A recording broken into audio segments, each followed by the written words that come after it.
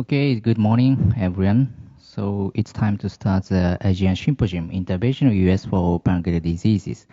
So my name is Nao Fujimori from Kyushu University, Fukuoka. I will chair this meeting with Professor Takao Itoi from Tokyo Medical University. So as you know, EUS is now an essential modality for the treatment and diagnosis of pancreatic diseases. And interventional EUS, such as EUS-guided drainage and EUS-guided injection therapy, developed dramatically. I think this situation is the same in Japan and the Asian countries. So today in this session, we invited six experts from Japan and the Asian countries.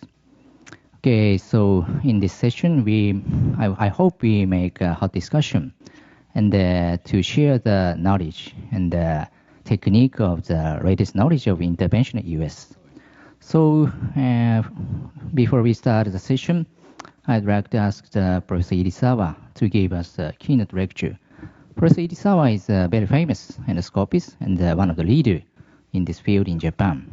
So, and Professor Irisawa, his title is Therapeutic Interventional EUS for Pancreatic Disease.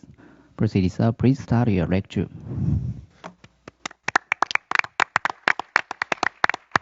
Thank you, Professor Fujimori, so kind introduction. So it's my great honor to be here. So thank you, Chairman, and President Ito. Thank you. So in this keynote lecture, I will briefly summarize therapeutic interventional EUS for pancreatic diseases.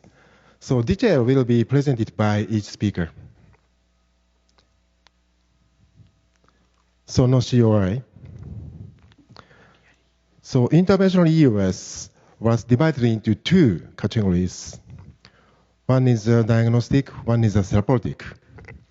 So, and such as gene analysis, interventional EUS for bridge between diagnosis and therapy, so recently performed.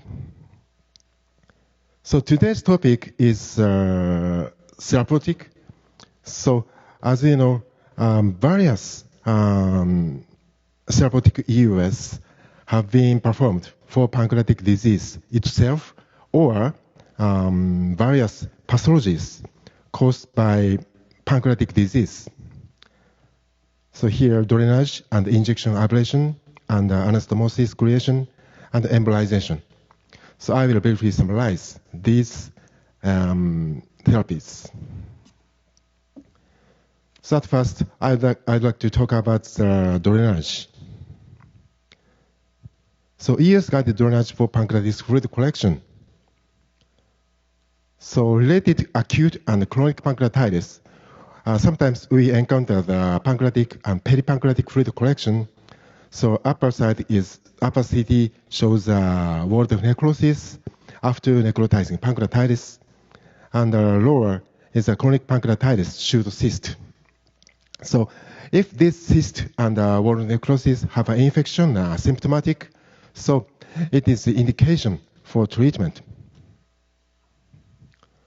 So from the beginning of the development of EUS-guided drainage, so a plastic stent was commonly used. Especially one is multi-ocular. So the method shown in the slide often performed. So one is a multi-transluminal gateway technique, and one is a single transluminal gateway technique. So recently, this kind of SEMS was developed. So after this development, it became so very easy to perform EUS-guided drainage using this stent. So now used as first choice for treatment. So on the other hand, so this paper shows non-superiority of lumen opposing metal stent over plastic stent for drainage of volume necrosis in a randomized trial. So you can see there was no significant difference in total number of procedures performed, and treatment success, clinical adverse events, and readmission, length of hospital stay, and overall treatment cost. And also procedure duration was shorter in LAMS, using LAMS, but stent-related adverse event was higher. But recent meta-analysis shows so LAMS had a lower adverse event than the double pigtail plastic stent. So it is controversial now, so further study is needed. So some cases cannot be cured by drainage alone. So in these cases, we have to perform the endoscopic necrosectomy. So recent reports, the safety of endoscopic pancreatic necrosectomy compared with percutaneous and surgical necrosectomy. So this paper shows endoscopic necrosectomy mortality was lowest and less post-procedure bleeding and shorter length of stay.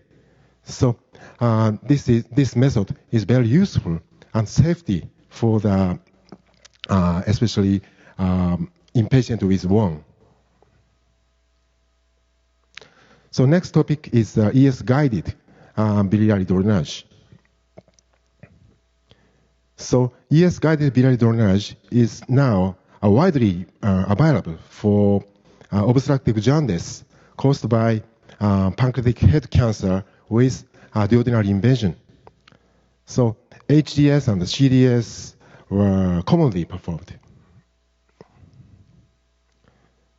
So this meta-analysis, ES-guided versus percutaneous transhepatic biliary drainage. So 24 studies were included, and the ESBD was associated with higher clinical success rate and lower of adverse events. And the incidence of major adverse event and procedure-related mortality was similar between the groups. So, and the ESBD was associated with lower odds of re-intervention with an odds ratio of 0.2. So the author concludes that ESBD may be performed over PTVD after failed ERCP. So this meta-analysis shows adverse events with ESBD. So total number of patients is 7,887. So clinical rate, clinical success rate and incidence of adverse event with ESBD were 19.5% and around 40%. Among the early adverse events, bile leak and cholangitis were 2.2 and 1.0. So major adverse event and procedure-related mortality is very low. So despite high clinical success, so ESBD may be associated with adverse event in 1/7 of the cases. However, major adverse event and mortality is very low, so this is available maybe. So next topic is ES-guided pancreatic drainage, pancreatic duct drainage. So ES-guided pancreatic duct drainage divided into the two categories. One is the rendezvous method, and one is the direct method, stenting. So, but I think this procedure is very difficult to perform the treat. So because sometimes pancreatic duct is very narrow, and pancreatic parenchyma is very hard to puncture. So this is a very difficult, I think. So recent literature review shows indication.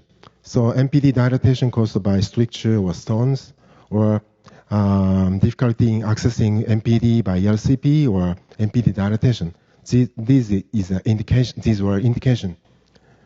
So, and technical success and clinical success rate is relatively high. So about 88%. But short-term adverse events occurred in 25%. So I think we have to understand this issue. So next topic is injection and ablation. So ES-guided interventional pain management. So in recent years, so pain management with opioid has progressed. So this procedure, ES-guided CPN or CGN, has become less popular. But there are patients who need this treatment. So you can see this schema. This schema is ES-guided CPN, celiac plexus neurolysis. And right image shows our autopsy case. So here is the celiac plexus area.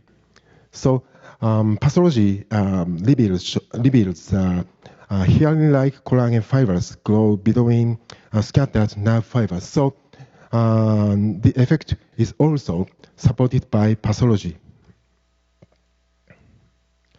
So this is a recent paper.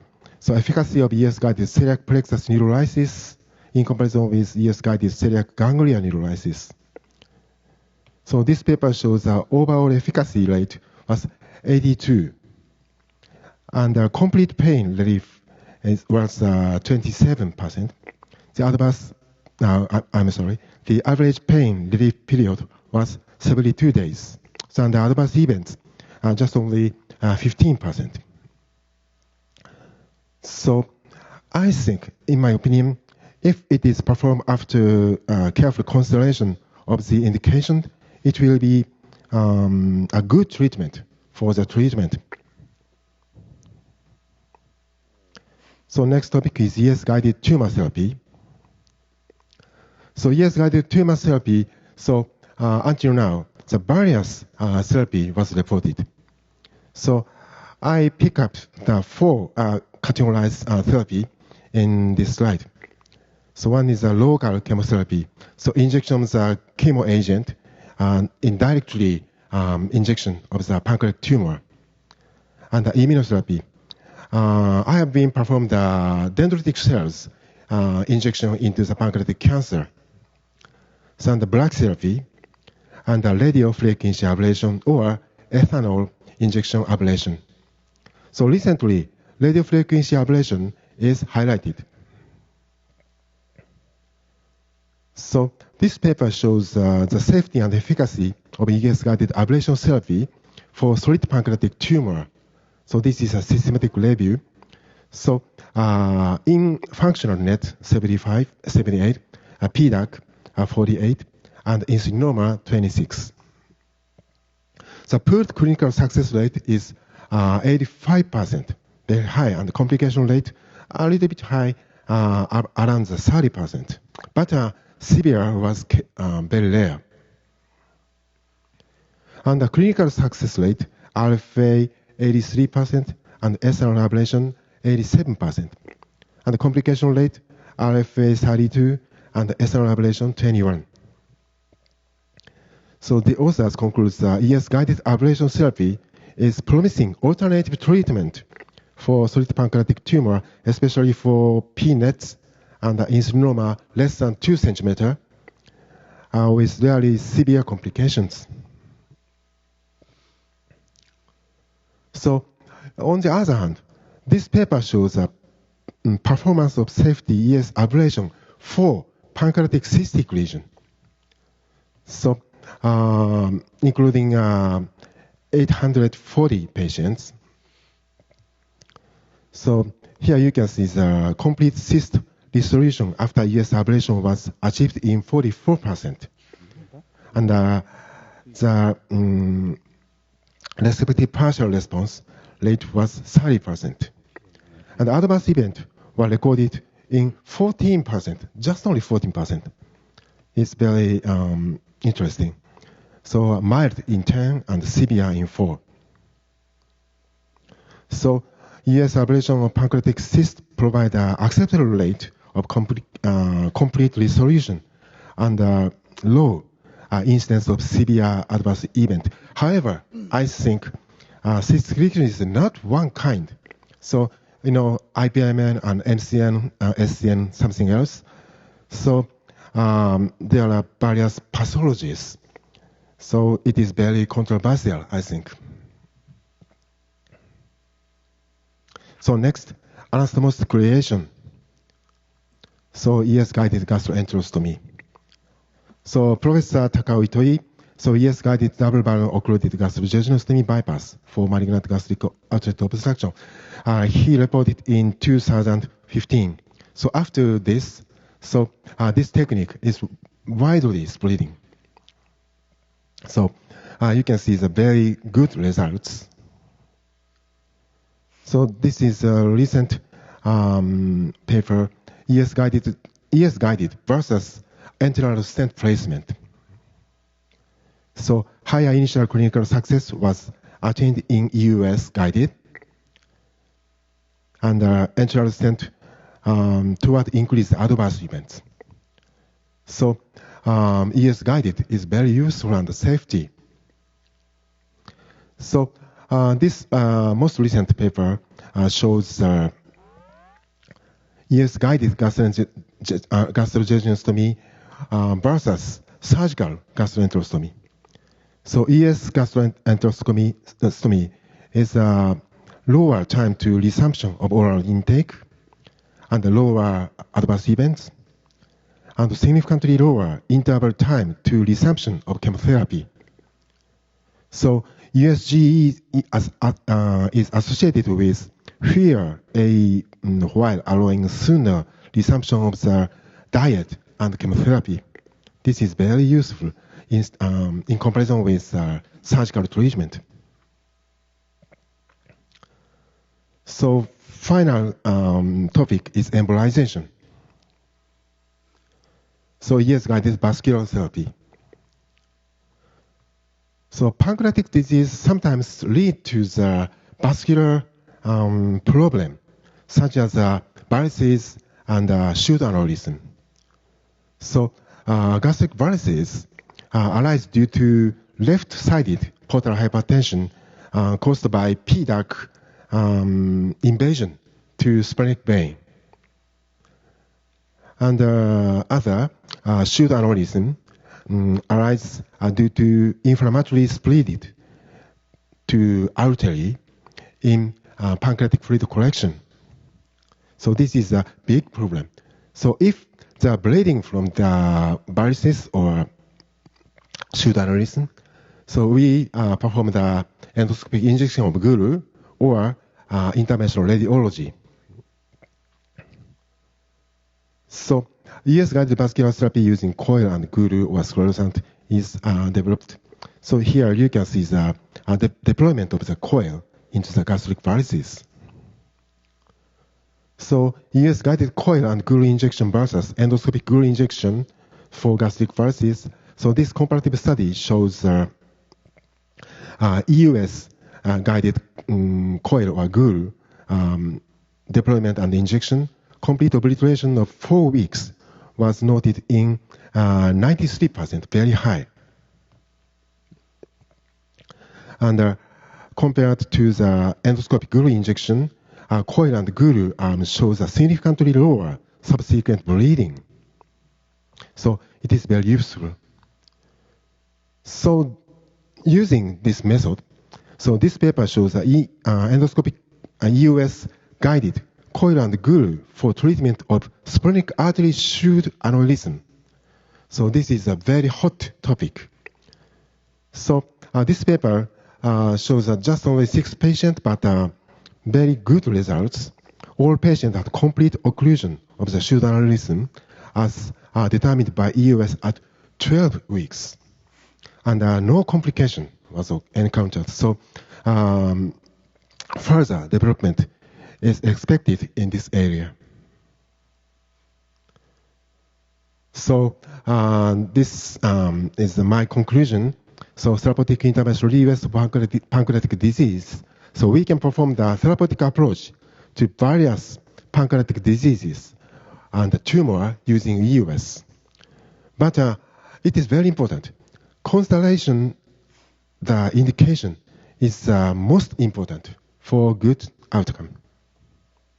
Thank you for your kind attention. Thank you, Professor Irisawa. And because this is a keynote lecture, we cannot accept the comment or question. Thank you again, Professor Irisawa, for the excellent lecture.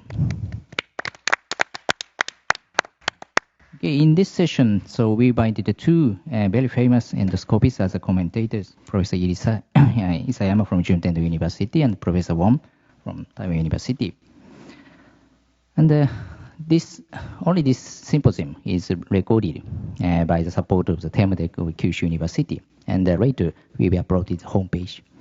Okay, we move to the session. The first presenter is Professor Pradam Chai from the Thailand Chulalongkorn University Hospital, and he is a former president of Thai Association for Gastrointestinal Endoscopy, TAGE. And his title is Current Situations of Endoscopy for Pancreatic Disease in Thailand. Professor Pradam Chai, please start your presentation. Thank you. Thank you very much. And I'd like to thank you, the JPS, for inviting me to this conference, and also now for arranging all the conference. Thank you very much. So I'd like to talk about the procedure of about the pancreas that we do in Thailand now is ERCP, radial frequency ablation, organoid creation, confocal, biliary gastrojejunectomy, pseudocyst, and wall of pancreatic necrosis. And at this time, we know that ERCP in Thailand, we move forward to cholangioscopy, AI tissue diagnosis, molecular ablation like RFA in Thailand. And in Thailand, for the information that we can obtain, not all hospital, but at the very least, we perform about 10,000 ERCP procedure per year from a medical school and from university healthcare system. The EUS in Thailand, we do both basic and advanced endoscopic ultrasound. We haven't started drug delivery yet, but other procedure have started in Thailand already. So let's start with the EUS guided radial frequency ablation first. With the EUS RFA in Thailand, we use the 19 gauge probe, which is specifically a design probe to ablate the tumor, and we use software elastography to confirm presence of the tumor, and then we starting ablation in small area and we go to other area until we complete ablation. We use continuous osmosis with 50 watt energy, and we burn until the white bubble reach to the border of the tumor, and then we continue in the other segment. We just present our information in ACG meeting last year, earn award, and also this oral presentation. We show that higher survival rate of unresectable pancreatic cancer smaller than 4 cm treated with concurrent RFA versus chemotherapy alone. This is the result from our study in the concurrent RFA group. Median weight overall survival was 14 months versus control group. Median weight survival only 6 months, and median weight progression-free survival was 6 months over 3.9 months from a group of chemotherapy alone. This is a result from our study. For example, this is one of our cases. He presented to us in January 2021, and we ablate the lesion. The lesions involve SMA, so it's unresectable case, and the lesion remains stable. The primary lesion remains stable until 1.5 years later, until July 2022. Our oncologist provide various chemotherapy, first line, second line, third line, whenever the tumor marker increase and spread to liver or to lung metastasis. We have performed IFA twice and one time in the for another in the course 1 year later. After the third line chemotherapy, again, the tumor, primary tumor in the pancreas remains stable, only 1.9 centimeter in diameter. At the beginning, 3.6. This is 1.5 years. But CA19-9 has been increasing, and the patient developed pulmonary and liver metastasis. But please note that the patient has not had any ascites at all, and she does not have any pain at all during the 1.5 year treatment of the pancreatic cancer. She is very compatible with ECOG 0 and 1. So come to the fourth line. In the fourth line, the oncologist has difficulty selecting the chemotherapy. So we decided to use pancreatic organoid guided drug sensitivity guided regimen from our institution. So then with the fourth line selected with the organoid drug guided therapy, chemotherapy, the tumor marker go down again, and primary tumor still remain the same. But later on, at 26 months, the patient has a GI tract infection and pass away from that. This is result from our group presented in DWU this year. We have a very high success rate of organoid creation at 80%, and no difference between first and second pass. So at this time, our group use only single pass to get the organoid, and we have 80% successful rate of organoid creation. With the organoid creation, we use the drug sensitivity, and we review our case, and our data show good correlation of the pattern of drug sensitivity test with the progression of the tumor. In the red column is the 2 drug sense. In the yellow column is only 1 drug sense, and this is the green is intermediate sense, and the black column is poor sensitivity. And you see this is a tumor diameter. After follow-up, it's been decreasing if we give the proper drug treatment. But if the poor response drug treatment give to the patient, the tumor diameter will be increasing. So this show potential results of organoid guided drug treatment in patients with aggressive cancer like pancreatic cancer. We also perform EUS guided portal vein sampling for evaluation of circulating tumor cell to confirm absence of the tumor before surgical resection. And also we use for following up of the patient with complete surgical resection to detect very early metastasis. For those who are not familiar with this one, the theory is that once the patient have cancer in the pancreas, when they spread to the liver, they spread to the portal vein. So we can identify the portal vein and take blood from the portal vein to check for the circulating tumor cell. We have present our research and published in a journal and show a good correlation between number of circulating tumor cell and staging of the patient. We also do the confocal laser endomicroscopy, which is a small probe and can give us real-time pathology in both cystic and solid lesion. This is at this time progression of the confocal used in evaluation of cystic pancreation is very good. We have a very typical and characteristic pattern, which I will not talk today. This is for typical serous cystadenoma, typical pseudocyst or neuroendocrine tumor. And this is our practice. When this patient, 56 male, come to see us with the idiopathic recurrent acute pancreatitis, the MRI show a very small cystic lesion around the head of the pancreas. And then you see the cyst is very small, very difficult to do the biopsy or cystic fluid analysis. So we did the confocal laser, and with the confocal laser, we see the papillary projection show high-grade dysplasia. So we send the patient for Whipple's operation, and they cut it, and the result of the pathology confirm high-grade dysplasia, and the patient has no more pancreatitis after the surgical resection. And this is in the patient with double obstruction. We also provide the patient both EUS, biliary drainage, and gastrojejunostomy. In this case, the patient had ampullary tumor. We couldn't do ERCP, so we did choledochoduodenostomy with the cold lamps, puncture the needle and guide wire, inject the dye in. But at this time, we use the hot lamp in a majority of cases. And sometimes in remote area, we use only plastic stent, so it still depends.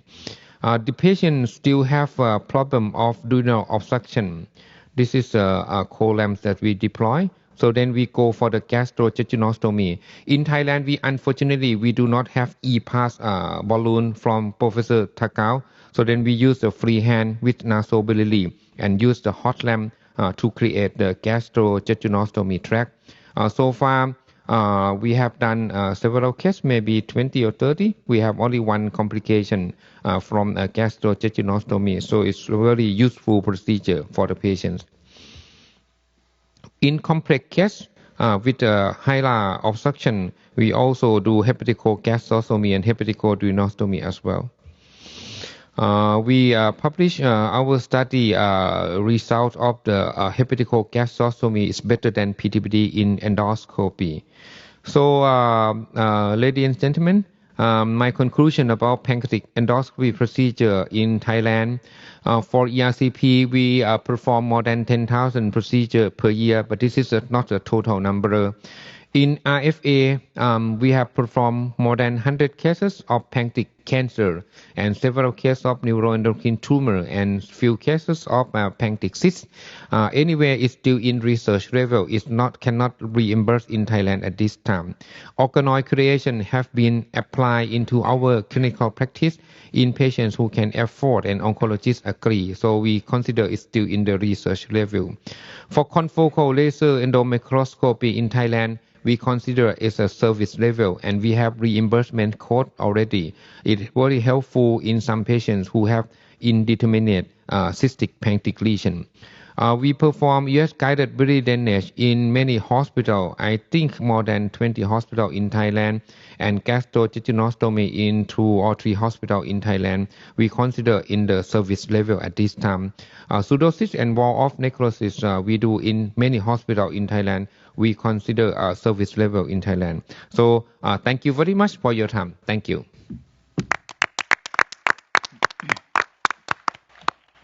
Thank you, Professor Pradhan Chai. It's an excellent lecture. So, because due to the time limitation, but I would like to accept one question from the audience.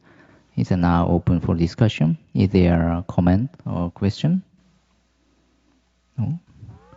So, Professor Isayama, we should give you. Congratulations! Very excellent talk about Thai situation about in the interventional endoscopy.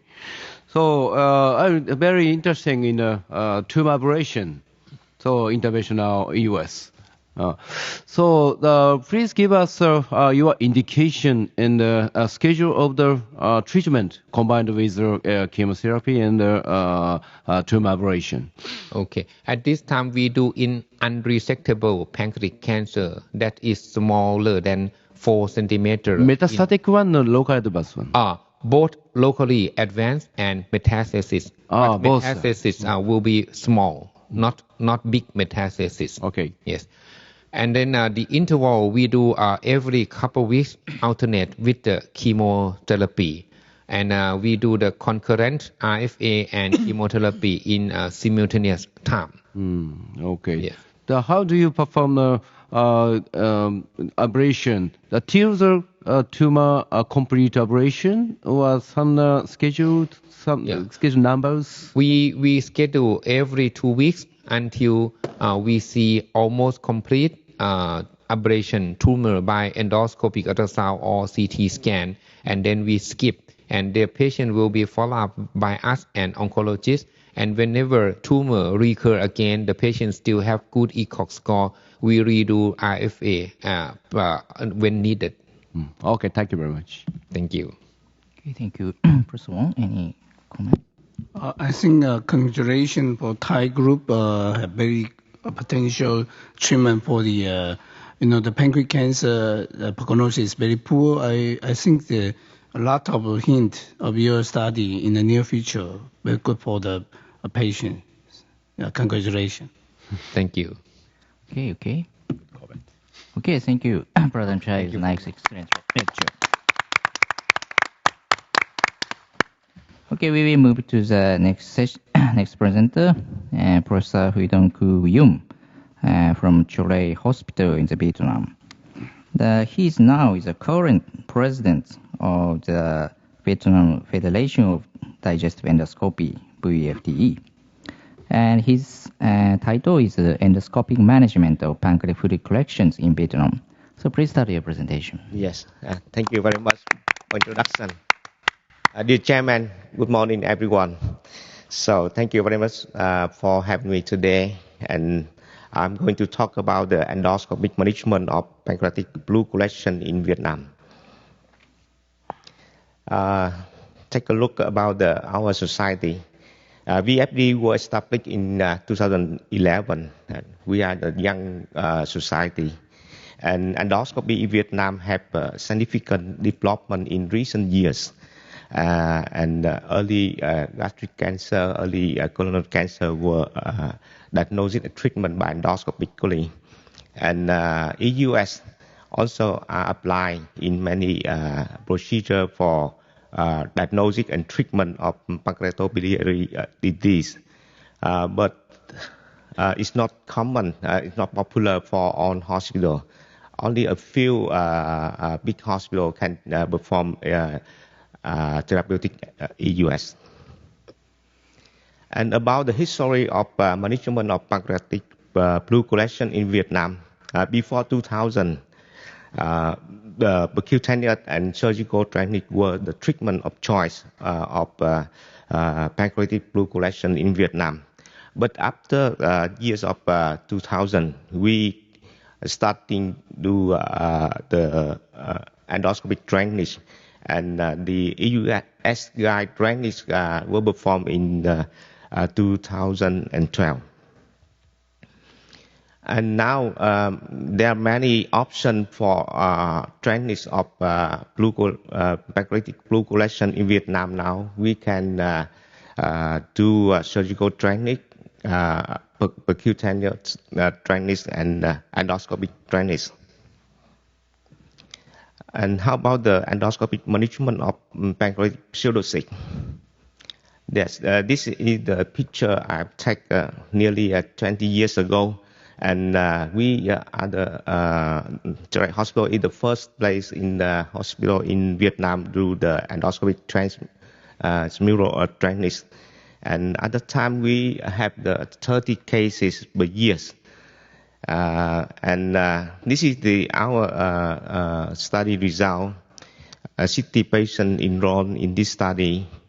And at the time, mainly the reason for the pseudocyst is abdominal trauma due to the traffic accident. And this is our result. The technical success is 75%, and complication rate is about 20%, and clinical success in 55%, 95%. And we started performing EUS guide drainage in 2012, and this is our study of my colleague. 60 patients enrolled in this study, and the main reason for the pseudocyst is acute pancreatitis, and the technical success is about nearly 100%. And complication rate is almost 10%, and clinical success is about 96%.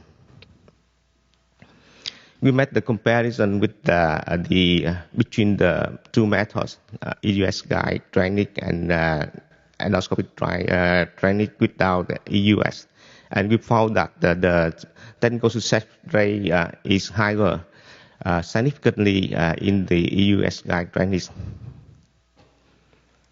And this is the management of wall necrosis.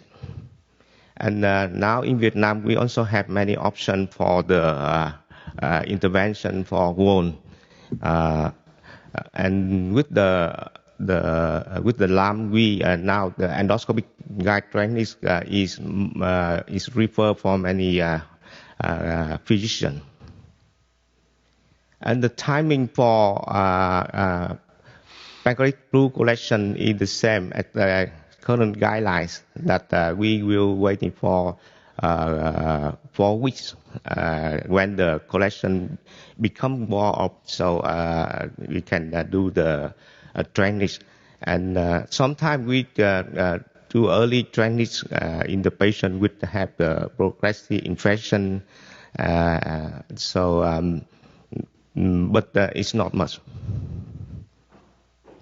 About the technique, we usually use the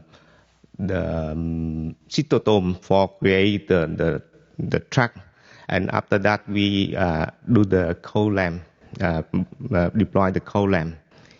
About the necrosectomy, because of the high demand of discharge intubation, so we always check the second endoscopy, second look endoscopy after 2 or 3 days to check the stent patency and the amount of necrotic tissue. If it's not much, we will place the detail and discharge the patient. And in Vietnam now, we prefer using the step-up approach.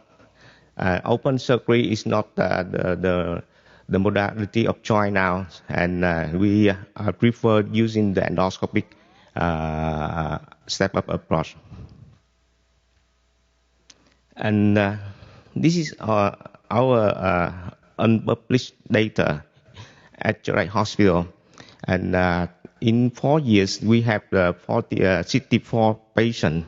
The technical success is about 100 in all patients, and the number of necrosectomy from 1 to 8 times, and the clinical success is about nearly 90%. This is the real situation of management of pancreatic fluid collection in Vietnam. The EUS guideline is not available in many hospitals, so we can choose the endoscopic drainage, percutaneous drainage, and laparoscopic drainage. But nowadays, many hospitals choose the endoscopic transmural drainage. And EUS guideline is gradually become more popular, but the problem is we have a shortage of human resource and equipment for this procedure. And the step-up approach is preferred approach in many hospitals, and LAM is preferred for wound, and usually replaced by plastic stent after 2 or 4 weeks.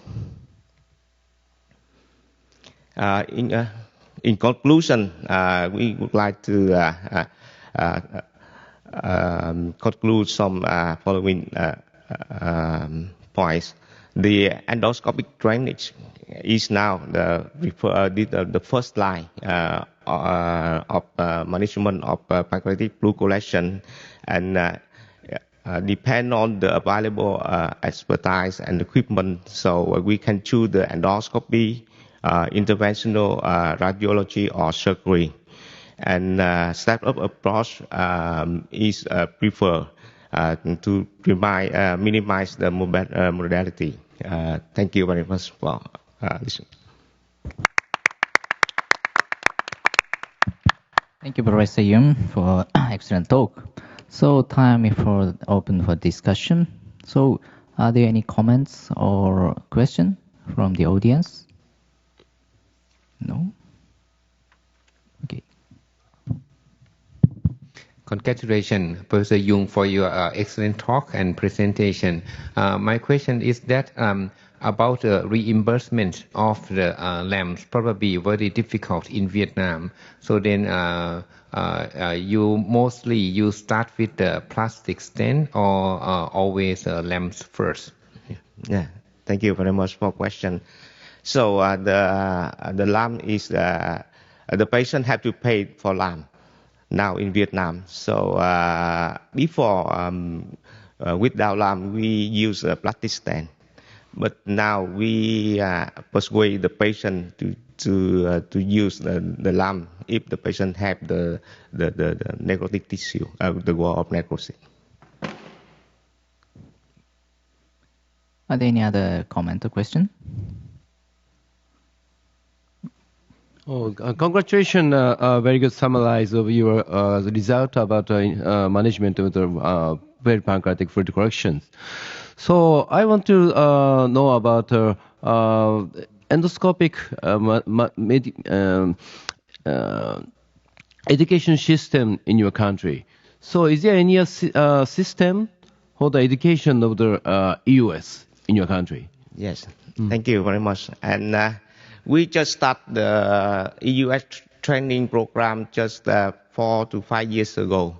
And only 3 centers in Vietnam can supply the EUS training course. But mainly for the basic EUS course. Observation. Yes. How about the intervention? Be difficult? Intervention, not so far. Okay, thank you. Comment, okay. I think I want to express my respect to Dr. Yong and his colleague because more than 10 years back when I visited Vietnam, they told me only 1.5 endosonographer. I don't know why it's 0.5. But however, with the 10 years past, nowadays, Vietnam, their level is high, and education, I know there are a lot of education, so they also can do the interventional EUS so quite. So congratulations for Vietnam group. Thank you very much. So, Professor Yung, congratulations. And I know your current situation in Malaysia, the interventional EUS. So, for myself, in terms of pancreatic fluid correction treatment, we frequently use both plastic stent and lamps. So, how to discriminate how to use? Well, which one is better, or it depends on the type of the fluid correction? Yes, and thank you very much for your question. Before lamp available in Vietnam, we use plastic stent, but the problem is that we have to have the close follow the patient, and we have to do the necrosectomy many times. So now we change to use the lamp because of we don't have need to follow up the patient so close. So that's the reason why. Okay, thank you again for Professor Yuan for a nice presentation. Okay, I move to the third presenter from Asia countries, from Malaysia, Dr. Stanley Koo. And he's now is a gastroenterology and hepatology unit at Department of Medicine, University Mara Medical Center. He's an active member of international societies. So his title is Current Status and Experience of US Biliary Drainage in Malaysia. So Dr. Koo, please start your presentation. Okay. Good morning, everyone. Thank you, Dr. Fujimori, for your kind introduction, and JPS Society for the kind invitation for me to share our humble experience of US biliary drainage in Malaysia.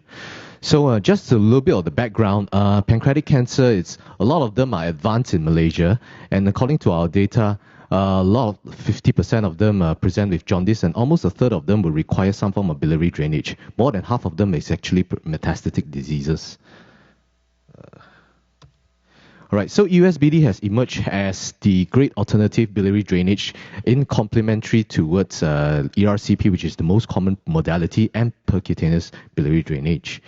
And the indications, as we all know, is either they are failed ERCP, inaccessible papilla, or many other indications such as altered anatomy. Now, the problem with the current methods, as we know, ERCP, they may have risks of pancreatitis, even though it's the most common one, whereas PTBD has a whole range of side effects, such as recurrent cholangitis and patient discomfort. So these are the problems that we usually face. That's why the advantages of EUSBD comes into play, whereby it is, if you use the hot Axios, it will be a one-step procedure, whereas the disadvantage of it is sometimes the limited expertise available and sometimes perceived higher complication rates.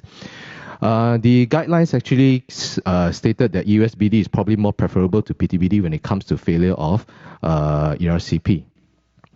So there are many forms of EUSBD bars. The most common one we do is probably EUS, HGS, and CDS. And in our proposed algorithm, if we fail ERCP,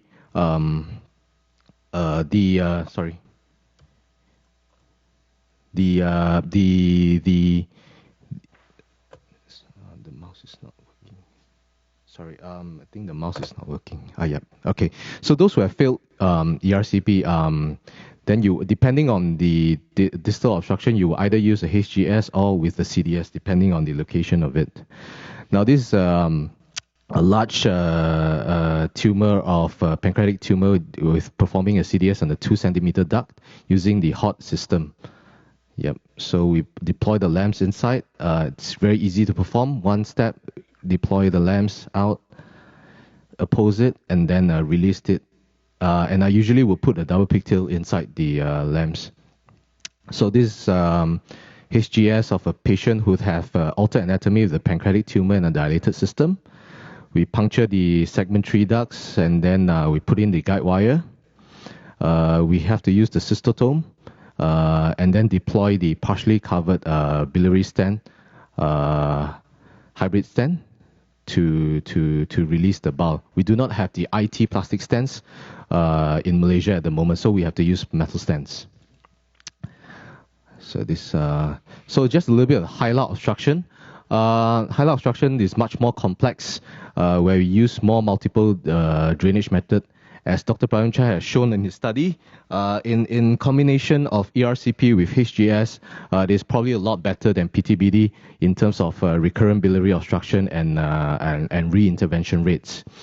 So, such as an example of this patient with patient of mine who have 80-year-old who has a hilar tumor, I use both the HGS as well as the ERCP to the right duct, and the patient recovered quickly in terms of the biliary obstruction.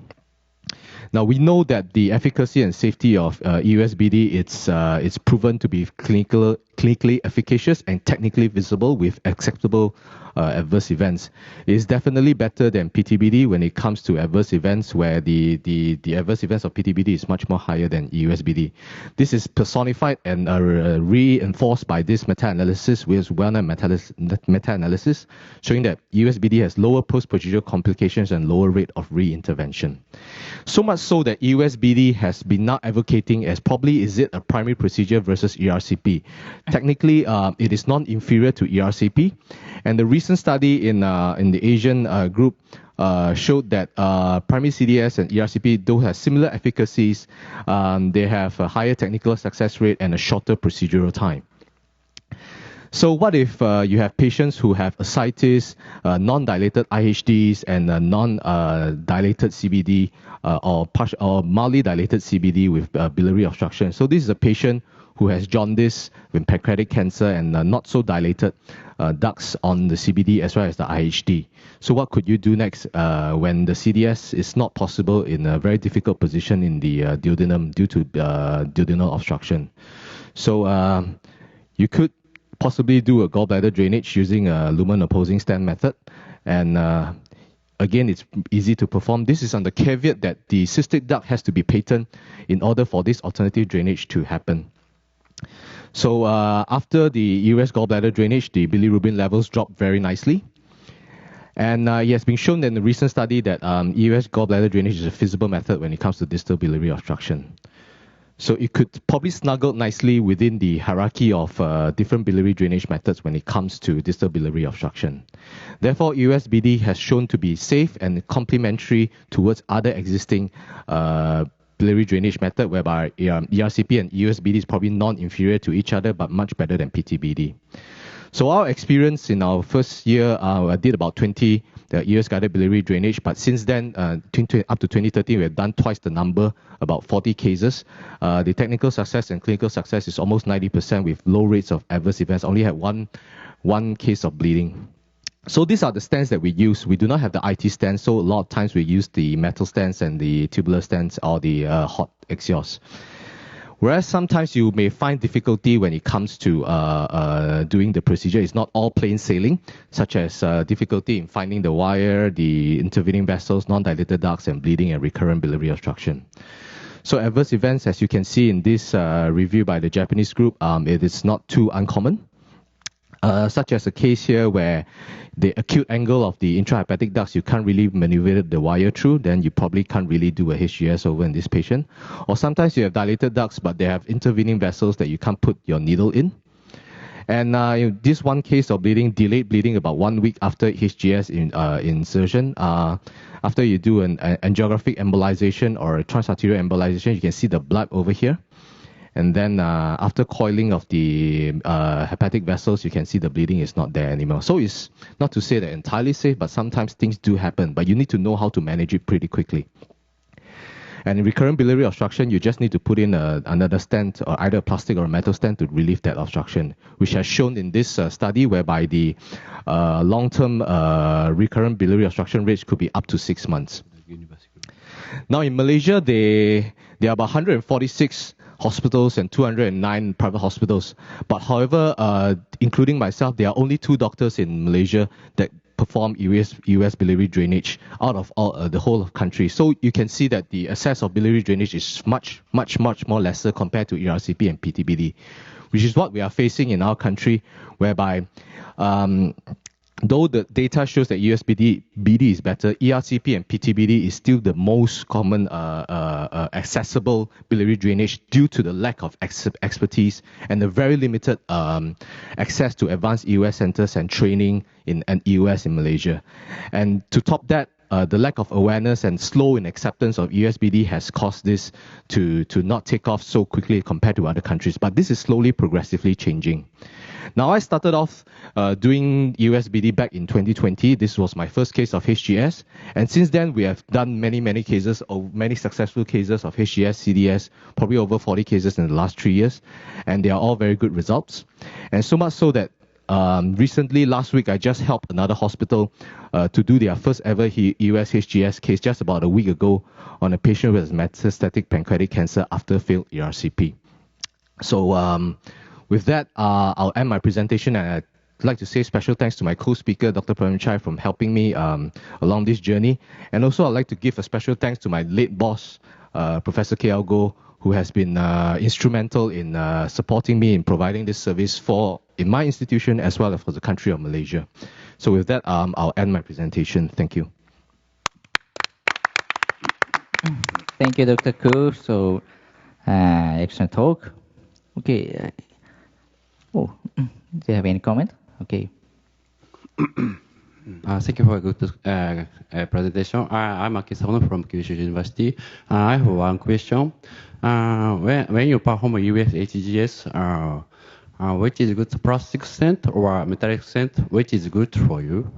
Now, I guess the plastic stent has wider indication, but like I said, unfortunately, in Malaysia, we do not have the specialized IT stent to use for HGS. So the only stent that I have accessible to unresectable unresectable malignant biliary obstruction is actually the metal stent. So most commonly, I either use the Jobo stent from Taiwan or the similar stent from Hanaro.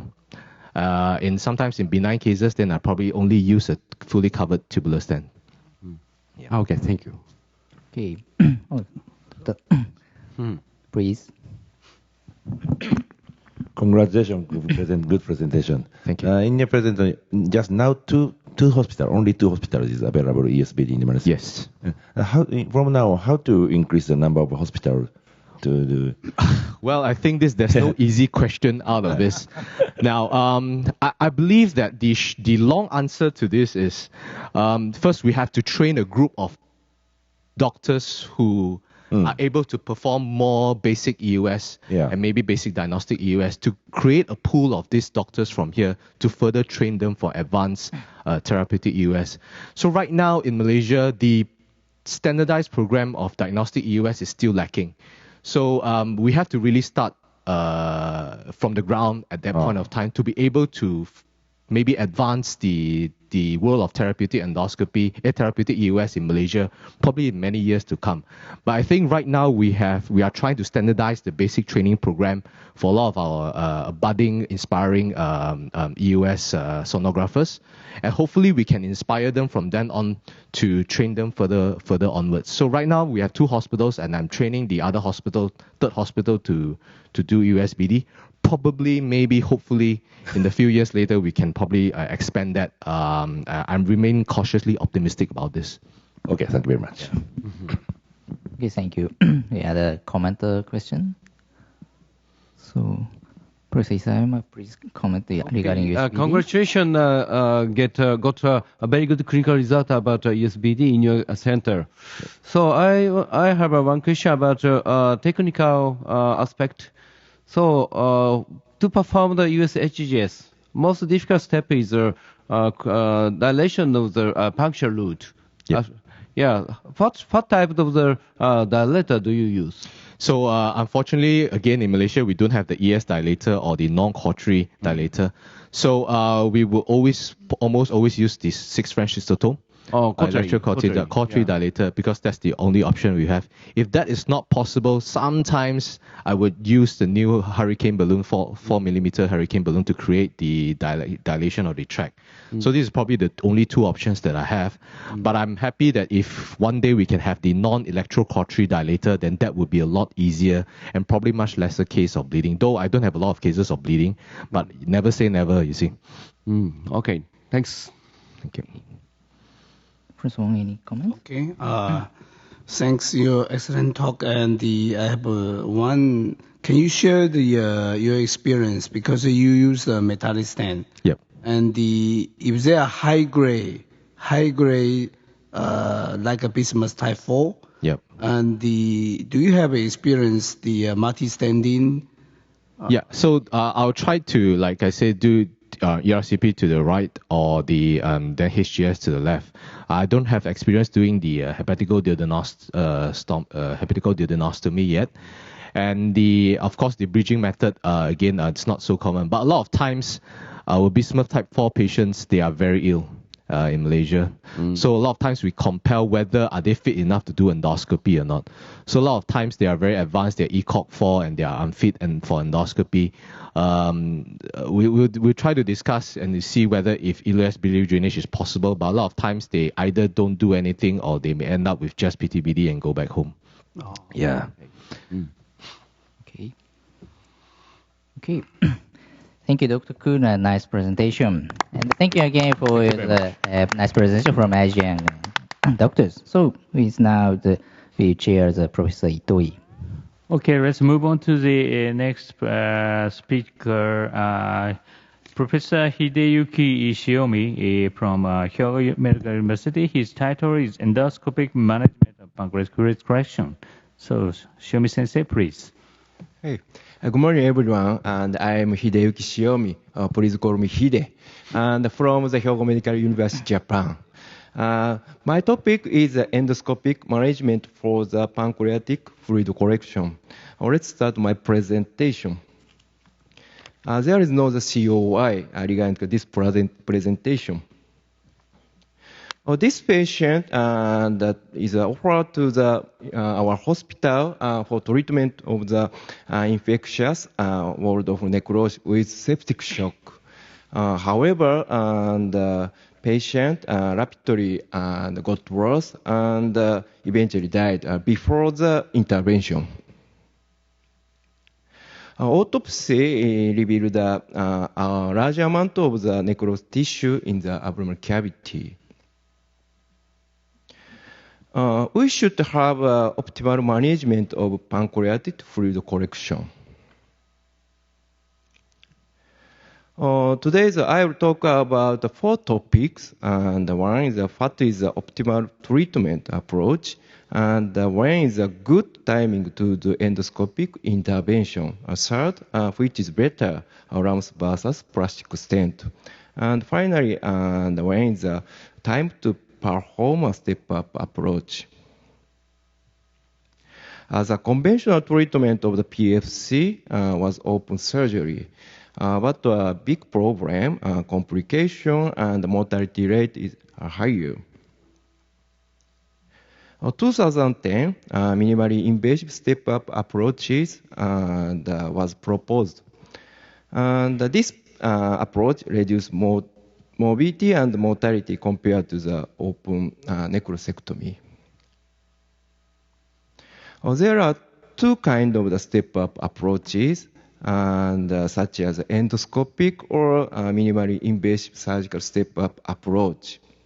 For endoscopic approach, the US guided transmural drainage is performed, if not enough, and followed by the endoscopic necrosectomy. On the other hand, for minimally invasive surgical approach, percutaneous catheter drainage is performed, not enough, video assisted, followed by the video assisted rate of peritoneal debridement. This table shows the clinical outcome of the endoscopic or versus minimally invasive surgical step-up approach. Endoscopic approach is lower pancreatic fistula here, and multi-organ failure than minimally invasive and surgical approach. That's why endoscopic step-up approach is preferred for the PSCs. Next topic, when is good timing to perform endoscopic intervention? This slide shows a revised Atlantic classification. This classification is important to understand the situation of PSCs. Endoscopic intervention is indicated after 4 weeks from the onset of acute pancreatitis because PFC is encapsulated, allowing for safe intervention. Our systematic review and meta-analysis and early versus delayed intervention for necrotizing pancreatitis. As a result, the early intervention was associated with higher mortality rate and did not reduce adverse event or improve the clinical success. That's why routine use of the early interventions cannot be recommended for symptomatic and PSCs. If PFC is infected less than 4 weeks, the challenge to decide whether we should wait more than 4 weeks or intervene for less than 4 weeks. We compare the clinical outcome of a standard group or with those of the early group and that needed intervention due to uncontrollable infection. The 2 groups has no significant technical success and clinical success and adverse event and mortality or length of the hospital stay. We focus on the encapsulation of PFCs in early intervention. And all patients had a complete or partial complete encapsulation. And most patients had the encapsulation of puncture route. Therefore, endoscopic intervention can be safely performed less than 4 weeks after acute pancreatitis if the PFC is encapsulated. Next topic, which is better, the LAMS versus plastic stent. LAMS offer the potential benefits such as enhanced drainage and easier endoscopic necrosectomy and reduce the stent obstruction and faster and simpler procedure. Some retrospective studies had indicated that LAMS lead to the higher clinical success rate and lower adverse event rate than plastic stent. However, the recent RCT reported that LAMS and plastic stent are comparable in terms of technical success and total adverse event and recurrence and hospital stay and total cost. In addition, the LAMS is a significantly stent-related adverse event, especially bleeding, and compared with the plastic stent. The removal of LAMS within 3 weeks was recommended.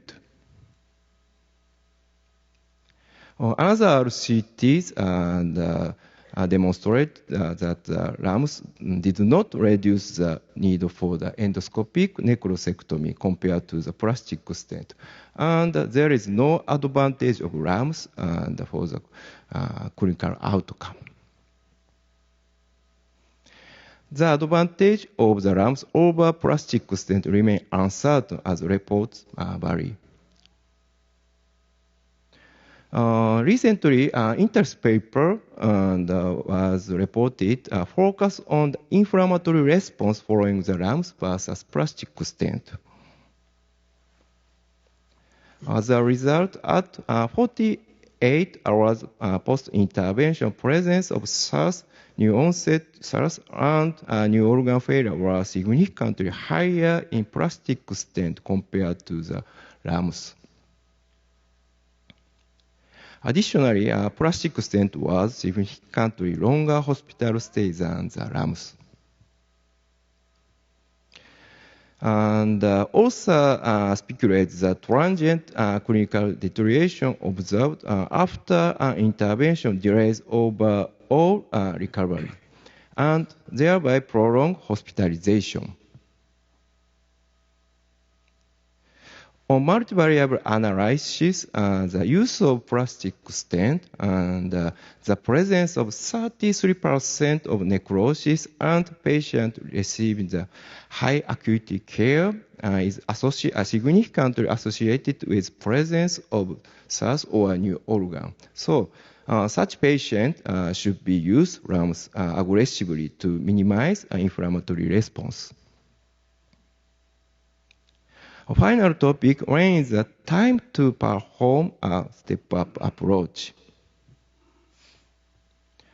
The primary indication for intervention in PFCs has been well established. However, the step-up approach depends on each physician's decisions. And there is a lack of the standardized treatment algorithm and defining the optimal schedule of the step-up approach. Non-protocolized strategy might result in the suboptimal outcomes. A study of the protocolized strategy for WON was reported. A protocolized strategy involved repeat cross-sectional imaging after the endoscopic intervention to assess the WON size within 14 days. If reduction in WON diameter was deemed less than 50%, another intervention is performed, including necrosectomy and additional drainage site or the percutaneous drainage. As a result, a protocolized strategy achieves a faster resolution of WON and lower adverse event rate compared to non-protocolized approach. That's why the protocolized approach is safe and effective strategy in the management of patient with bone. We hope that further study will establish a more defined protocol for step-up approach. This is the last slide, take-home message, and endoscopic step-up approach preferred for PFCs. Endoscopic intervention can be safely performed in less than 4 weeks if the PFC is capsulated. LAMS is more effective when used in patients with a large amount of necrosis or critically ill patients. A protocolized the step-up approach is a safe and effective strategy in the management of the PFCs. Thank you for your kind attention. Thank you so much, Hide, for excellent lecture on the US-guided pancreatic correction drainage. Okay, let's open discussion. Are there any comments from audience? Okay, so Stanley. Thank you, Dr. Shiomi, for this excellent lecture. So in regards to the stents, stent choices, if it's pure pseudocyst, you have LAMS and plastic stents. They're probably both equally efficacious. Do you have a preference, or do you think there's no difference when you in your practice? Do you choose LAMS over plastic stents, or you can just use plastic stents? And you mean for the pseudocyst? Yes, just the pseudocyst, not the wall of necrosis. And I think that I use the plastic stent for pancreatic pseudocyst because LAMS is good, but risk of the bleeding, high risk of the bleeding. There is a risk of bleeding. Okay. Okay. So, please. Well, congratulations for a very unclear presentation, Hide. My name is Ken Ito from Toho University. Well, first, you tell about for the PFC timing. The timing is best about the 4 weeks after. But I think in some very few cases, but in the very early timing, and you have to make some make a PFC drainages. So can you give me some the indications about in the early timing about for the PFC drainages? Yeah, thank you for your question. And in my opinion, and if the CT show the encapsulation, I decided to perform the USTD less than 4 weeks. Okay. Is it okay for the partial encapsulation? Yes, it's okay. The partial is okay, but we care the encapsulation of the puncture route. It's an important point. Okay, thank you very much. Okay, so Hiro. Okay, thank you very much. A good summarize about intervention about peripancreatic fluid correction. So very interesting in protocolized treatment for the ES guided drainage for the wound. But I know you focus on the sponge sign to decide the necrosectomy. Please give us your opinion about timing of the necrosectomy now. Yeah. Thank you for the nice question. And I think and pre and USTD and is I focus on the necrosis amount of the necrosis more than 30% or expansion and wide expressed expansion the one. Is I should use LAMS, and if we use the plastic stent for one, and after 1 week or 2 weeks, I check the sponge sign. I go to change the plastic to LAMS. Okay. Shupo. Okay. Thanks for your presentation. Just a very simple question because for the necrosectomy, Do you use, sometimes there this kind of question, do you use hydrogen peroxide in Japan? Not available in Japan. We cannot use. Oh, yeah. It's no indication. Yeah, no, Okay. yeah. Unfortunately. Yeah, basically prohibit. Okay. Okay, thank you so much. Let's move on to the next speaker, Professor Takayoshi Tsuchiya from Tokyo Medical University. The title is Indications and the Limitation of USPD. So, Taka, please. Okay, thank you very much. Thank you.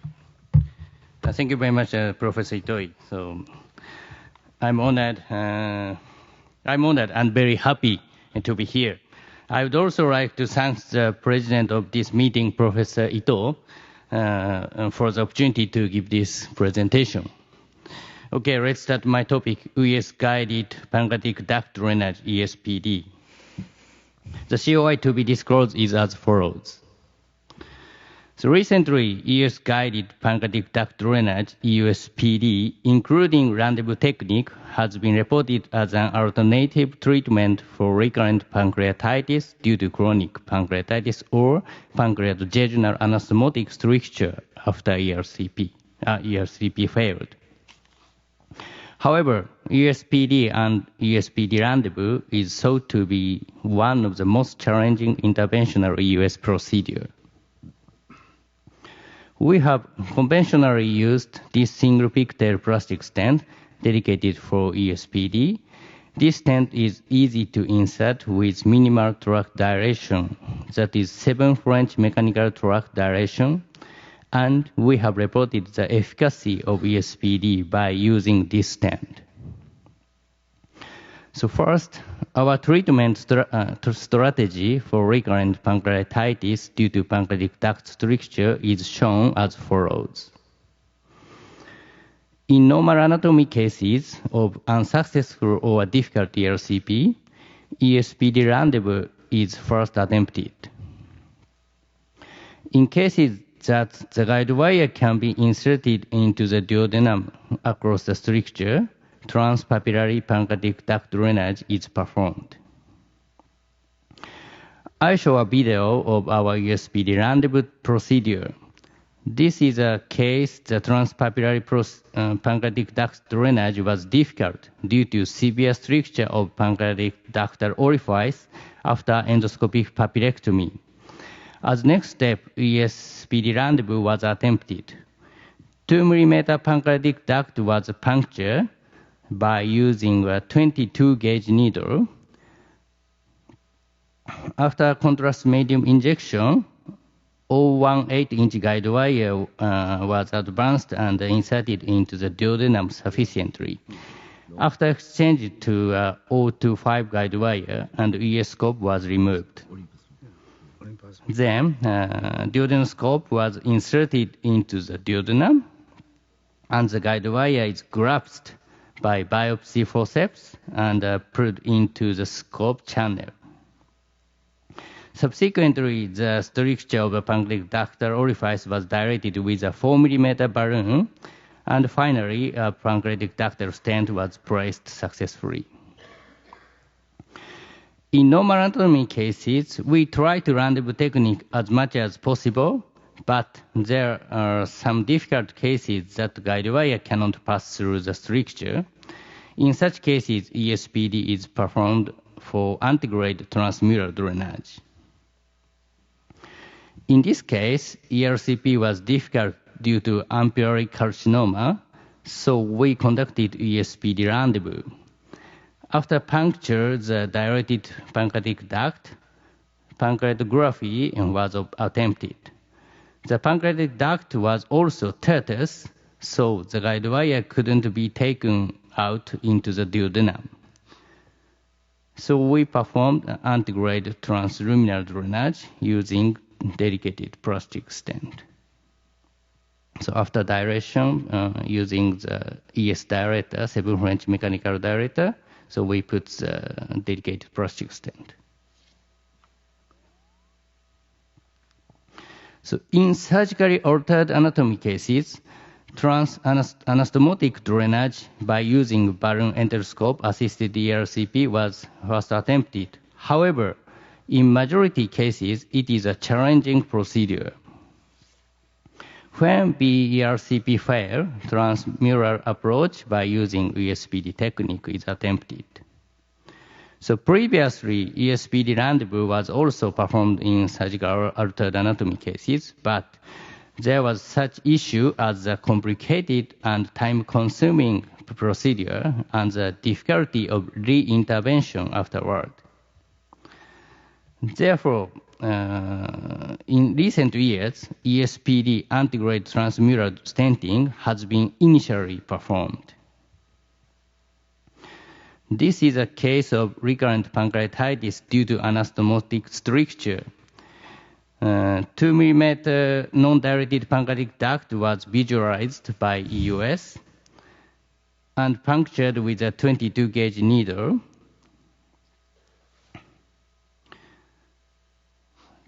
The parenchyma is very hard, so the Selzinger technique was used to puncture the pancreatic duct once to the depths, and the tip of the needle was slowly pulled back to the gastric side. When the tip of the needle returned to the pancreas duct, contrast medium injection was performed.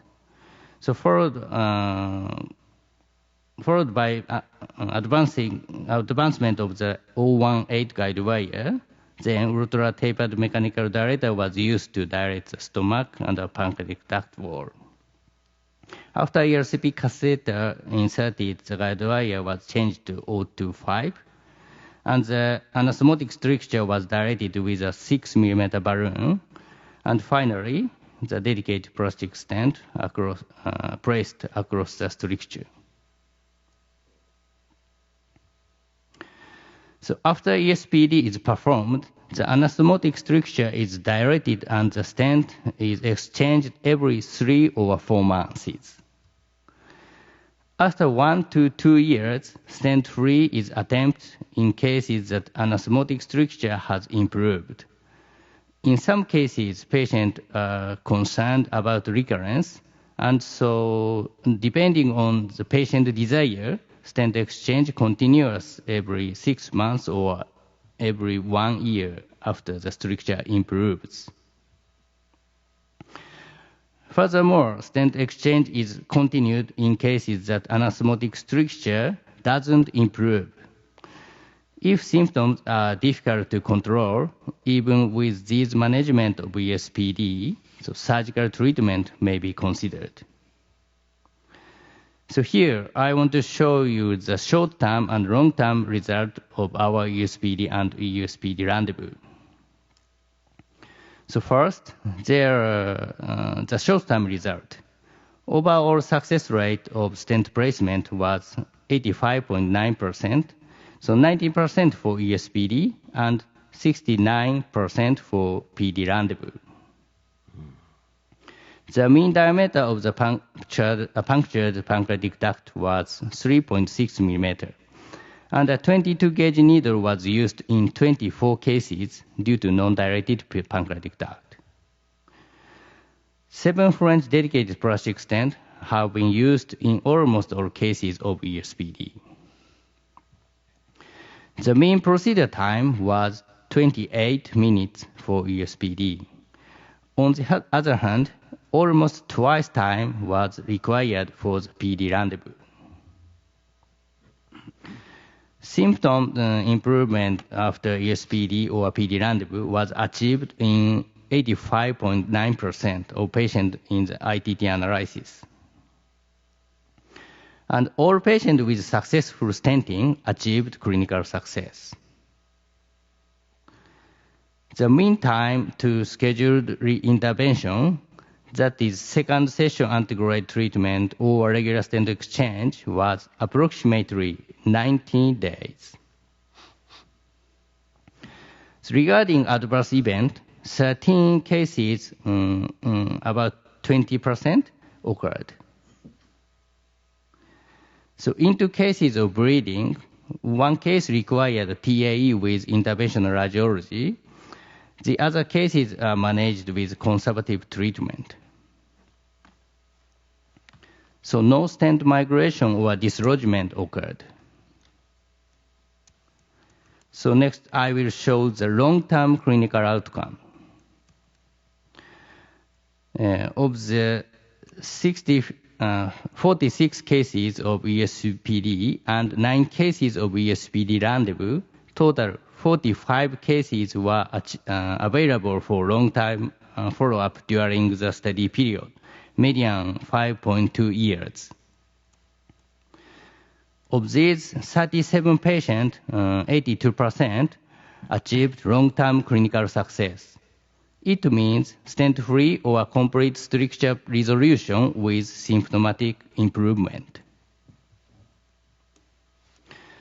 There were 8 cases that stent-free or stricture resolution was not achieved. 7 patients continued with a regular stent exchange, and 1 patient was converted to surgical treatment.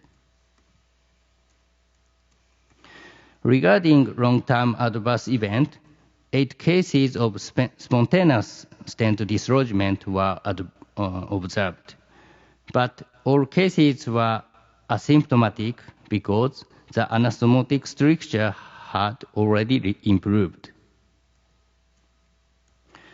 Next, details of 37 cases with long-term clinical success are shown. There were 14 cases that could be made stent-free by stent intentionally removed or stent spontaneously dislodged after complete stricture resolution was achieved. In the 40 cases, no recurrence of pancreatitis has been observed during 3 to 4 years since then. In 23 cases, resolution of stricture was also achieved, but stent exchange is continued once or twice a year at the patient desire. The median duration of stent placement was about 1 year in the stent removal or dislodgement group, and 5 years in the continuous stent exchange group. Symptom-free were obtained in both groups during more than 5 years.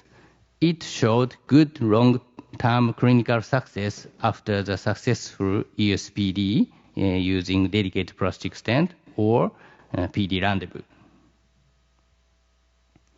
So in conclusion, USPD using the dedicated plastic stent or USPD rendezvous are considered to be useful treatment for pancreatic duct stricture with difficult ERCP, including long-term clinical outcomes. So more advanced ESPD may be possible in the near future.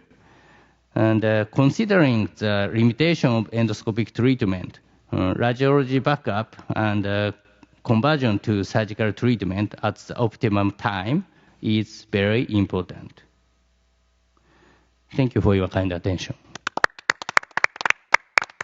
Thank you, Taka, for presenting your experience of USPD. Okay, let's open discussion, please.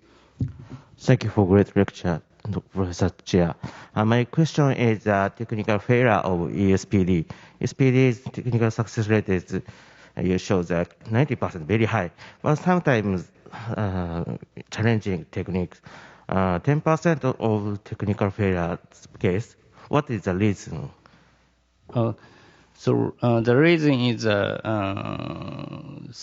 we tried the ESPD, but a very hard to the pancreatic duct or pancreatic parenchyma. Very thin pancreatic duct. So we conducted the puncture. But very thin, we give up the puncture, or we want to put the we can puncture. But we can't insert the stent. So the very few cases we can't put the stent. So the 10% is failure cases. First reason is very difficult. Second reason is we can use drill dilator now. Your data is improved now? Yes. In this data, so the drill dilator, so like the turners, not included. So the most recently we can use drill dilator, very effective. So, but the one point is be careful. So if the easily to insert the drill dilator, so sometimes difficult to insert the stent. So we more additional dilation. So drill dilator and balloon dilator is a very important issue. I think so. Yes. Okay. So. Okay. Now, thank you for nice talk and the video presentation. I am surprised your presentation video is the pancreas diameter is very small, and I think the USPD is more difficult than USBD. So my question is, how many doctors in your hospital can perform this procedure? Professor Itoi or only you? And in other words, any indication of doctor who can perform this procedure? Thank you very much. It is a very important point. So ESPD is the most challenging and requires skill and passion. So to place a stent once the pancreatic duct puncture and has been dilated, so therefore the only Professor Itoi and I currently doing this procedure at our team. Okay, thank you. Okay, Hiro. Okay, thank you very much for showing us a very good result about a very difficult procedure. So we Japanese has many good devices now. So and I saw your clinical result. The relatively low success rate of the EUS assisted pancreatic rendezvous. So then nowadays we maybe a USPD is show the higher success rate of the EUS assisted pancreatic rendezvous. How do you think about the recent strategy? Mm-hmm. So still you perform the rendezvous or switch to the PD? Thank you for the nice question. Simply the normal anatomy cases, we try to the rendezvous. And fast now. Yeah. And alternative, after the operation, so alternative anatomy is firstly ESPD. So according to the patient's situation. Yes. Okay. And so additional question, it's okay? Okay. So, and I saw the clinical result of the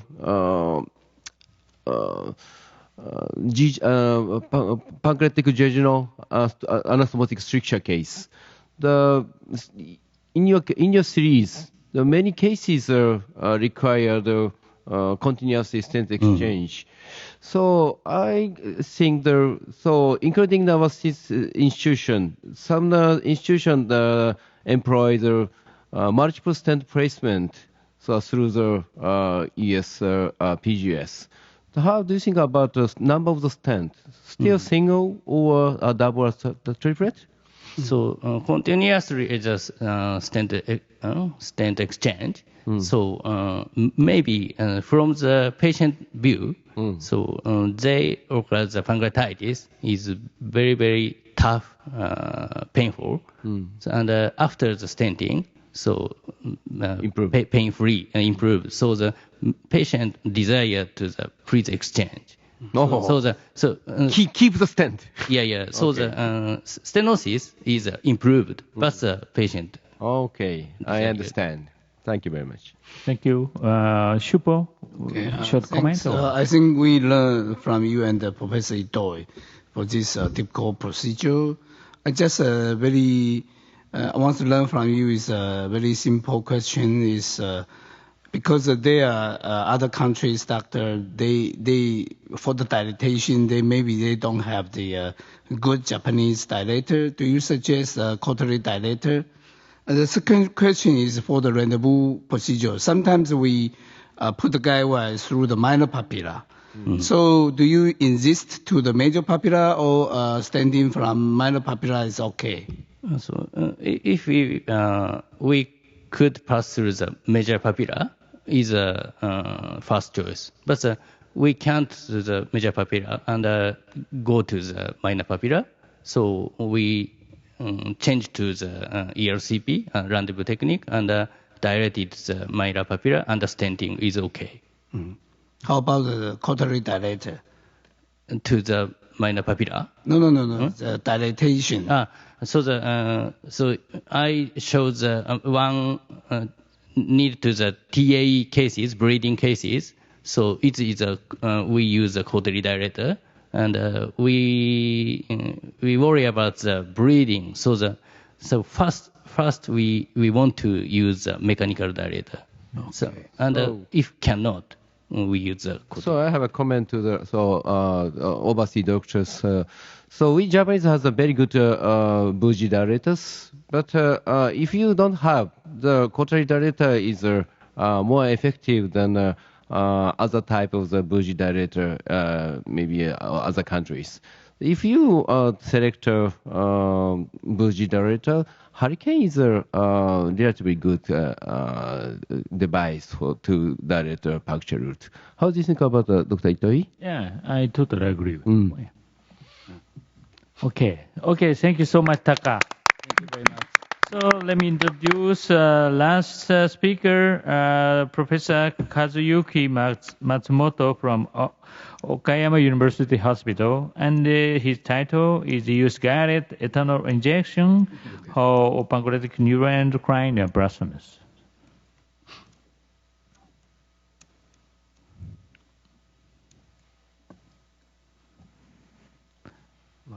Okay, so Kazu, please. Thank you, Chairperson, and it's my honor to present this meeting.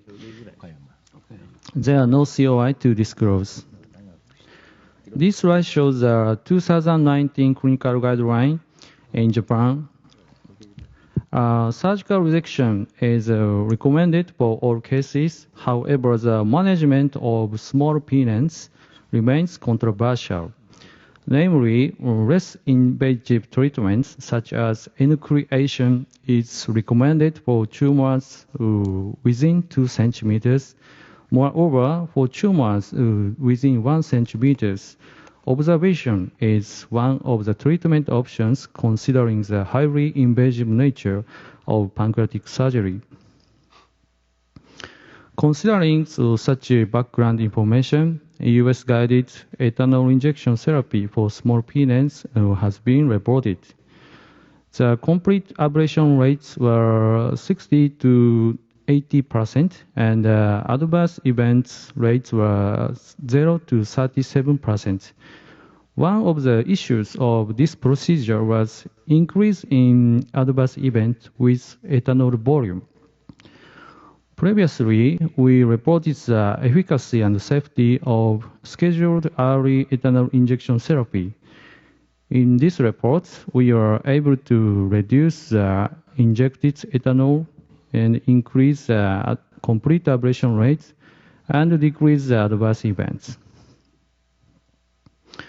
This is a protocol for scheduled early ethanol injection therapy.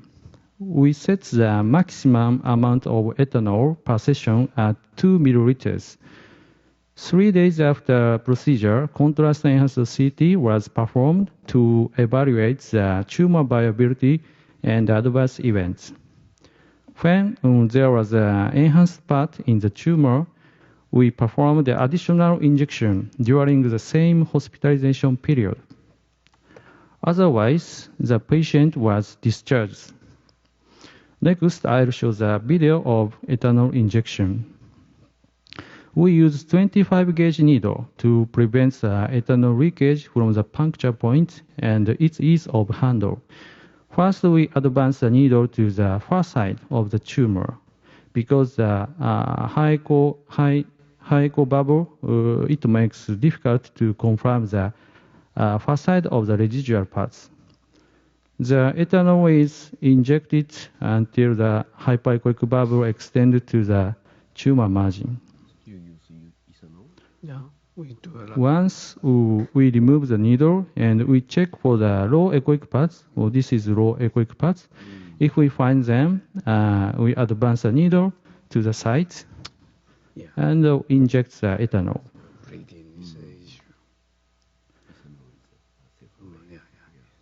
This is a final image. The hyperechoic bubble extended to the tumor margin well.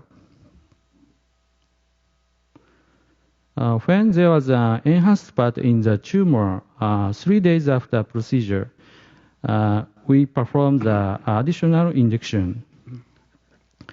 When it is difficult to confirm the residual part in B mode, so we perform the contrast enhanced EUS. This is an image, and this is a residual part. Contrast enhanced EUS is helpful in detecting the residual part. And we advance the needle to the enhanced part and inject the ethanol. In this case, there are no enhancement parts in the tumor 1 month after treatment. This slide shows a follow-up after treatment. 1 month after procedure, CCT was performed. When there is no enhancement part in the tumor, we judge it to be completely ablated and follow up every 6 to 12 months by CCT or EUS. Patient with complete ablation, we recommended surgery. The indication of ethanol injection were patients with pathological grade 1, poor tolerance or rejection of surgery, tumor size less than 20 millimeters, and a well-enhanced tumor on CCT. One of the exclusion criteria was less than 2 millimeter distance between tumor and the main pancreatic duct for safe. Between 2014 and 2023, a total of 23 patients were treated in our hospital. These are the patient characteristics. Median age was 61 years old. The tumor size was 9 millimeters. Tumors was located in pancreatic head in 12, body in 7, and tail in 4, respectively. 3 patients were insulinoma and 20 were non-functional tumor. 1 patient had MEN and another had VHL gene abnormalities. This slide shows the treatment results. Early ethanol additional injection was performed in about half of the patient. Median total ethanol volume was 1.0 milliliter, and injected ethanol per session was kept at a small volume. Mild pancreatitis occurred in 3 patients, and they improved conservative treatment. Median days hospitalized is 5, and complete ablation rate at 1 month was 91%, and all of the patients with insulinoma showed improved hypoglycemic symptoms. Next slide shows a follow-up study results. Of the 21 patients with complete ablation, recurrence occurred at 22 months in 1 patient and over 2 years later in 2 patients. Of the 2 patients with incomplete ablation, 1 received surgery and the other was observed due to poor tolerance of surgery. This is a case with complete ablation. The 12 millimeter tumor located in the pancreatic head, pancreatic tail, and during 4th year follow-up, there are no enhancement in the previous tumor sites, and also no tumors found on EUS. This is a case with insulinoma. The 10 millimeter tumor located in the pancreatic head he had hypoglycemia-related symptoms, and the SASI test showed it that serum insulin level at GDA increased. Ethanol injection was performed, and 3 days after, there are no enhancement part in the previous part. And initial glucose level was about 50 milligram per TL. However, 2 hours after, it increased and stayed within normal range for the next 3 years. Hypoglycemia-related symptoms also improved completely. This is the data from the SASI test. Serum insulin level at ZDA decreased to almost normal range after treatment. This is a case with recurrence. During first year follow-up, there are no enhancement part in the tumor. However, 22 months after, we found the enhanced part in the tumor, and it was diagnosed as recurrence by USFNA. Next slide shows a case with surgery. 14 millimeter tumor was located in the pancreatic head, and 1 month after procedure, there were enhanced part of perihel of the tumor. On pathological findings, center part showed it's a severe fibrosis. However, there are viable tumors in the peripheral part of the tumor. Finally, I'll show the HbA1c data after treatment.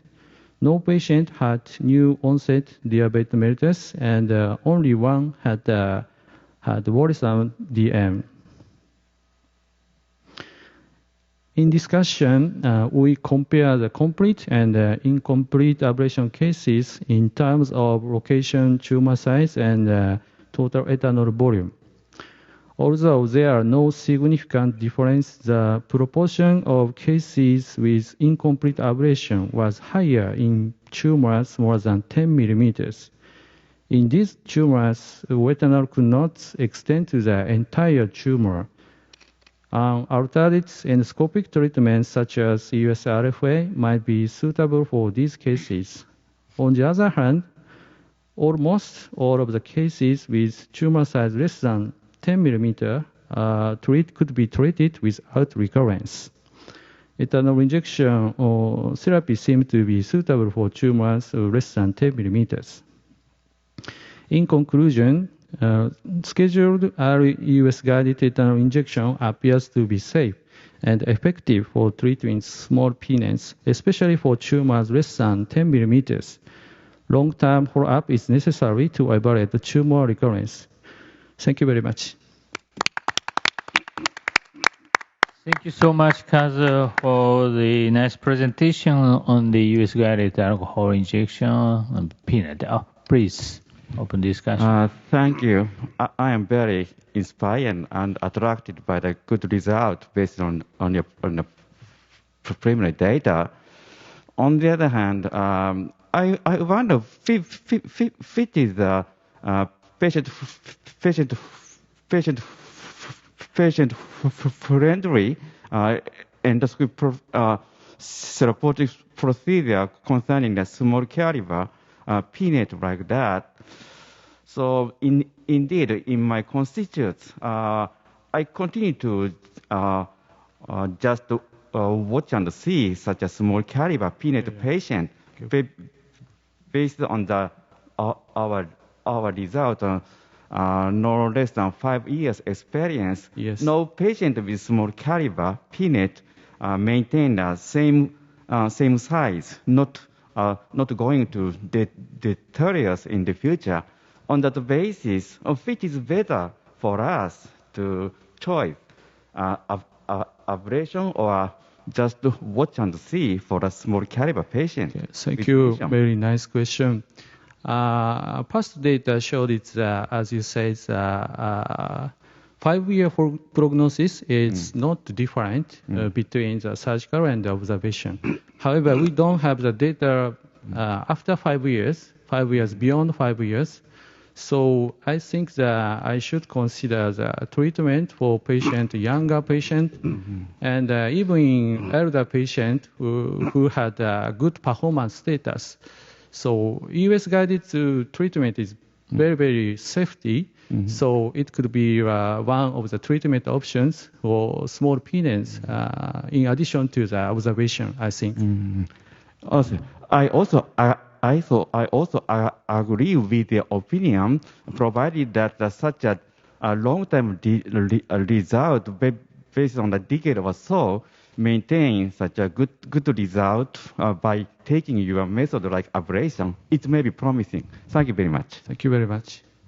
Okay, Brother Mishkai, yeah. Congratulations, Professor Masumoto.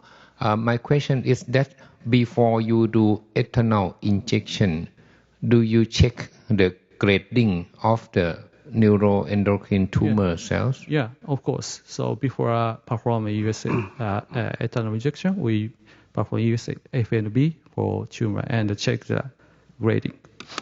In any grade that you will not do? Yeah, only for grade 1. Yeah, we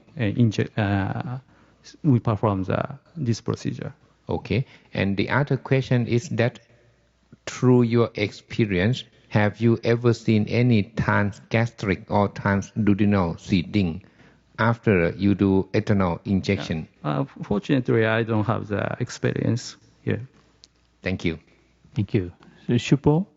Okay. Thanks. I think I have a lot of comment. First is 3-day CT scan. In our series, in our protocol, we don't do these 3 days because they may have false positive finding because hyperemic change around the tumor. Because we have experience, early CT scan show the ring enhanced. We suppose they are not complete operation, but 1 month later CT scan, no enhance. Yeah, so thank you very much. We perform the additional injection for the very obvious residual parts. So you said that so ring enhanced is we observed, not additional ethanol injection. So we follow up 1 month later. Okay. Other comment is follow the President Chai's comment. And do you perform the PET like DOTA talk or FDG? Because 2 questions is one is the grading. Sometimes you think the G1 actually is G2, even G3, because distribution of the mitotic count is maybe different. And other surgeons' data, sometimes even the small one, they have 10% lymph node metastasis. So do you use the PET to check grading and the metastasis? Yes, of course. Yeah, we check the CT and we check the lymph node. If we find the about 10 millimeter round lymph node, we check we puncture the lymph node and check the metastasis. And the other question is we don't have the other method to know the grading before the treatment. So we might use grading using the FNA tissues. Do I have time to comment? Can I comment? More? Okay.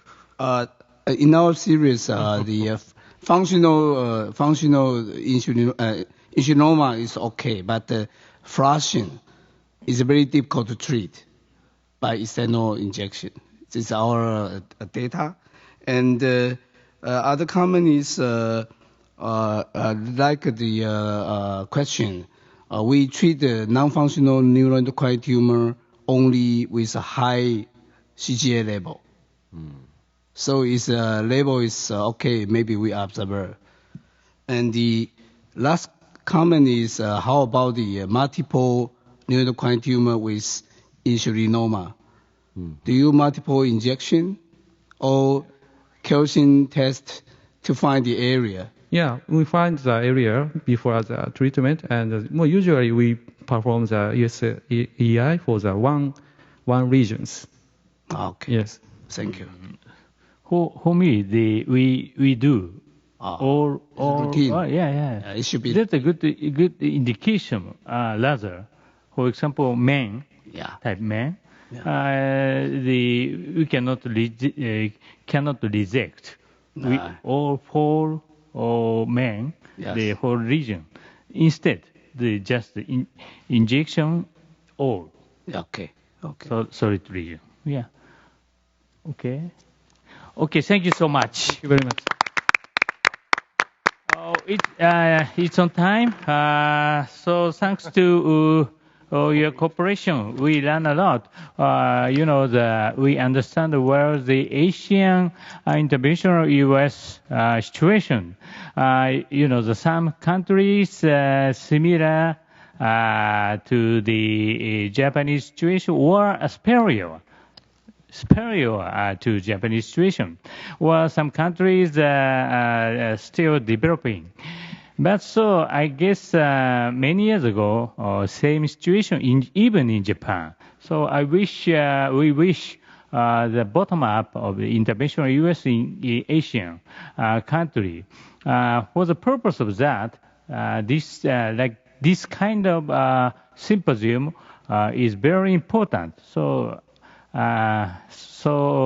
I deeply appreciate Professor Ito to make this wonderful symposium in this conference.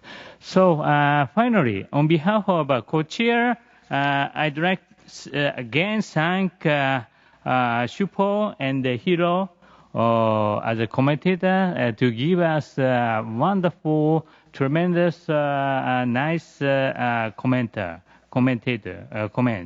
And as well, I'd like to thank three overseas outstanding speakers and domestic four speakers, including Professor Irisawa, keynote lecturer.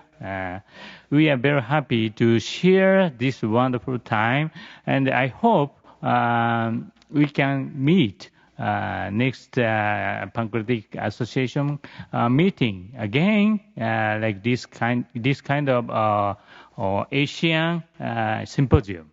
So thank you very much. We will close this session. Thank you.